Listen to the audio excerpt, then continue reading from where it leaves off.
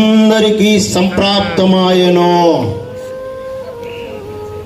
ఏమొచ్చిందంటే మనుషులందరికీ మరణం వచ్చింది. ప్రతి ఒక్కరికి ఏమొచ్చింది? మరణం వచ్చింది. మరణమును తప్పించుకోవడానికి ఆధారమే లేదు ఈ లోకములో. మరణమును లోకమంతా చీకటితో నింపబడ్డది. చీకటితో నింపబడినప్పుడు ఈ మరణమును కొట్టివేయడానికి ప్రజలందరికీ కలగబోయే మహా సంతోషకరమైన శుభవర్తమానాన్ని దూత తీసుకొచ్చింది. కొట్టిగట్టిగా చెప్పట్లు. హల్లెలూయా, హల్లెలూయా. ఏంటిదయ్యా శుభవర్తమానం అంటే, దావీదు పట్టణమందు నేడు రక్షకుడు నీ కొరకు పుట్టి ఉన్నాడు. దానికి ఇదే మీకు ఆనవాలు. ఒక శిశువు పొత్తి గుడ్డలతో చుట్టబడి పశువుల పాకలో పరుండు పెట్టబడి ఉంటుంది. అక్కడికి వెళ్ళి మీరు దర్శించండి, అక్కడికి వెళ్ళి చూడండి. ఆయనే ప్రజలందరికీ న్యాయము తీర్చువాడైనటువంటి ఇమ్మానుయేలు దేవుడు. కొట్టుగట్టిగా చెప్పట్లో. హల్లెలూయా. ఎవరైనా ఆయన అంటే ఆయన ప్రతి ఒక్కరి భారమును మోసుకొని పోవడానికి వచ్చినటువంటి సాధు గొర్రె పిల్ల. ఒక సందర్భంలో బాప్తిస్మం ఇచ్చి యోహాను అంటాడు, యోహాను సువార్తలో 29వ వచనం, 1వ అధ్యాయం 29వ వచనం అనుకుంటా. చూడండి, ఇదిగో లోక పాపములను మోసుకొని పోయే దేవుని గొర్రెపిల్ల.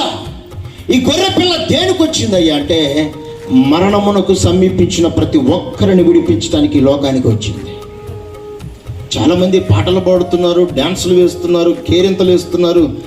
ఈ యేసుక్రీస్తు పుట్టుకకి ఆయన సువర్తమానం కన్నా కూడా ఎక్కువగా ఏం జరుగుతుందో తెలుసా? ఎక్కువగా అల్లరులతో కూడినటువంటి ఆటపాటలు లోకంలో జరుగుతున్నాయి. యేసుక్రీస్తును ఆరాధించుట. క్రిస్మస్ అంటే, క్రీస్తు అంటే రక్షకుడు, మాస్ అంటే ఆరాధన. యేసు క్రీస్తుని మనం ఆరాధించడానికి చక్కగా పిల్లలు బాగా నడిపించారు.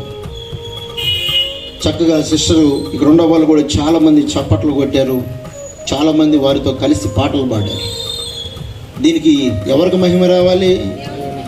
దేవునికి మహిమ రావాలి. దేవునికి మహిమ రావడం కోసమే దేవుడి లోకానికి దిగి వచ్చాడు. హల్లెలూయా. ఎందుకు వచ్చాడయ్యా అంటే, మరణమును తప్పించడానికి లోకానికి దిగి వచ్చినటువంటి ఆయన ఎక్కడ దిగి వచ్చాడయ్యా? ఎవరి దగ్గరికి దిగి వచ్చాడయ్యా అంటే, ఏమీ లేని వారి దగ్గరికి. బైబిల్ గ్రంథములో ఫిలిప్పీలకు రాసినటువంటి పత్రికలో మనం చూస్తే 2వ అధ్యాయంలో 5వ వచనం చదవండి. క్రీస్తు యేసునకు కలిగిన ఈ మనస్సు మీరును కలిగి ఉండుడి, ఆయన దేవుని స్వరూపము కలిగిన వాడయుండి దేవునితో సమానముగా ఉండుటకు భాగ్యమని ఎంచుకొనక మనిషి పోలికగా పుట్టి దాసుని స్వరూపాన్ని ధరించుకొని తనను తాను రిక్తునిగా చేసుకొని ఆకారమందు మనుష్యునిగా కనపడి మరణము పొందినంతగా శిలువ మరణము పొందినంతగా విధేయతను చూపిన వాడై తనను తాను తగ్గించుకొని పశువుల తొట్టిలో పరుండబెట్టబడ్డాడు. ఆమేన్, ఆమేన్. ఆయన తగ్గించుకున్నాడు, కానీ ఆయన పిల్లలుగా మనం తగ్గించుకోవట్లేదు. మత్తయి సువార్త 2వ అధ్యాయం 10వ వచనంలో తూర్పు దేశపు జ్ఞానులు ఆ నక్షత్రమును చూచి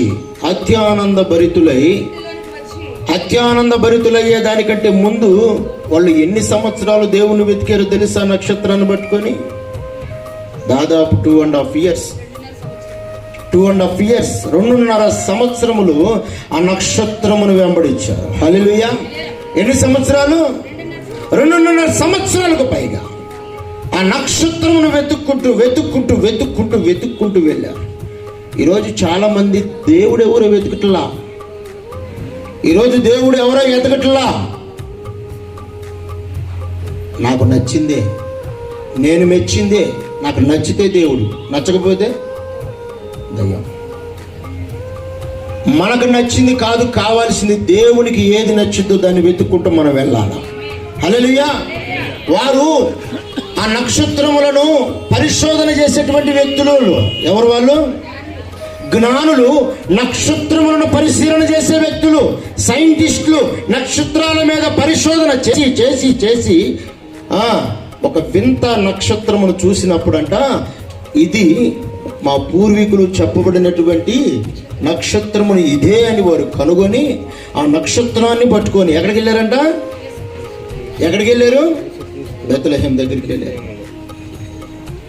నేరుగా దాన్ని వెంబడించారు. ఈరోజు మనం ఎవరినైనా వెంబడించండి అన్నాం అనుకోండి, ఊరుకో, ఏంది వెంబడించేది? నాకు నచ్చిన మార్గమే సత్యము అనుకోవటం మూర్ఖత్వం. మనకు నచ్చింది కాదు మనం కోరుకోవలసింది, దేవునికి నచ్చిస్తూ 2.5 సంవత్సరం, ఏమండి 2.5 సంవత్సరాలు ఇల్లు లేదు. ఎక్కడి నుంచి వచ్చారు వాళ్ళు? ఏదో దేశం వాళ్ళు ప్రాంతాలు వదిలిపెట్టి, దేశాలు వదిలిపెట్టి, వాళ్ళ యొక్క ప్రాంతాల నుంచి ఇల్లు వాకిళ్ళు వదిలిపెట్టి ఆ యూదుల రాజుగా పుట్టిన వాడిని వెతుక్కుంటూ వెళ్ళారు. ఎక్కడ తిన్నారో తెలియదు, ఎక్కడ పండుకున్నారో తెలియదు. ఎస్ఆర్నో? ఎక్కడ తిన్నారో, ఎక్కడ పండుకున్నారో, ఎక్కడ దోమలు కుట్టినాయో, ఎక్కడ గుడారాలు వేసారో, ఎక్కడ పాములు తిరుగుతున్నాయో, ఎక్కడ విషపు జంతువులు తిరుగుతున్నాయో, ఎక్కడ తోడేళ్ళు వచ్చి పైన పడతాయో, ఇవేమి చూసుకోవాలా. వాళ్ళు ఏం చూడాలనుకున్నారయ్యా అంటే రాజును చూడాలి. గట్టిగా చెప్పట్లా. హల్లెలూయా. రాజును చూడడానికి దాదాపు 2.5 years వాళ్ళు దేవుని వెతుక్కుంటూ వెళ్ళారు. వెతికి 2.5 years తర్వాత చుక్క మాయమైందంట. ఎక్కడికి వచ్చి? పశువుల పాక దగ్గరికి వచ్చి అది మాయమైంది. వెంటనే వారు ఆ స్థలములోకి వచ్చి పశువుల పాకలో పరుండ పెట్టబడినటువంటి క్రీస్తును చూసి వారు అక్కడ మోకాళ్ళు వంచి వారు